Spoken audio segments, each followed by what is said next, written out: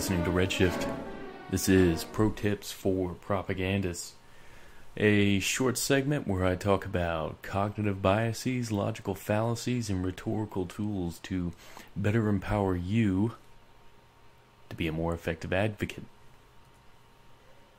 Our topic is cognitive dissonance, and I know this is something that you are probably already familiar with, but it's so important and so all-encompassing within the realm of self-delusion that I think it's worth giving it a little bit of a formal definition.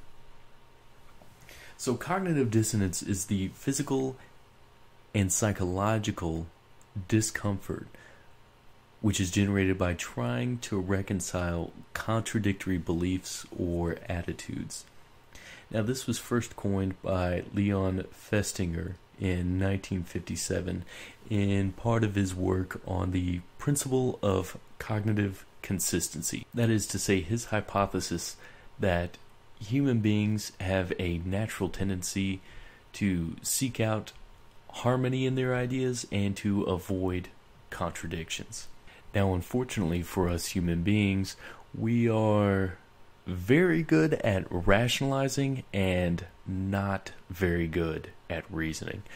So when these situations arise where we have contradictory attitudes or incompatible beliefs, we seek to immediately eliminate this disharmony of ideas, but we typically do so not through careful reevaluation of premises, but through a number of coping mechanisms. Some of the most common be seeking confirmation of our ideas. So when presented with contradictory evidence, we seek out new evidence which will confirm our existing beliefs. And we talked a little bit about this in confirmation bias. What is by far the most pronounced of these methods with which we cope with cognitive dissonance, though, are the changing of attitudes. And this is where people come so very close to behaving rationally and completely fall flat. This is where we rationalize, where we lie to ourselves,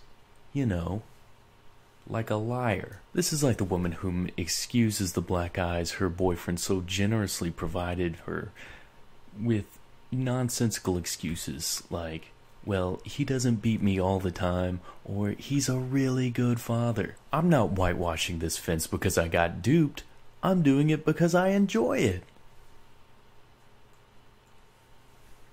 You've probably noticed at some point that there are individuals out there whom have an incredible capacity for rationalizing away cognitive dissonance. So the takeaway for you, the propagandist, is that people will not actually tolerate a contradiction within their own argument or attitudes. If it's put in front of their face, they will be forced to take some kind of action to eliminate that. So if you are able to carefully disarm likely or common rationalizations in somebody's argument before the contradiction comes up, you can essentially corral someone to coming to your point of view. This is the essence of Socratic method and why it was so incredibly effective.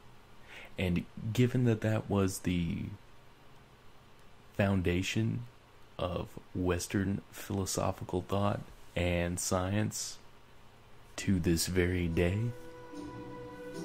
maybe there's something to it.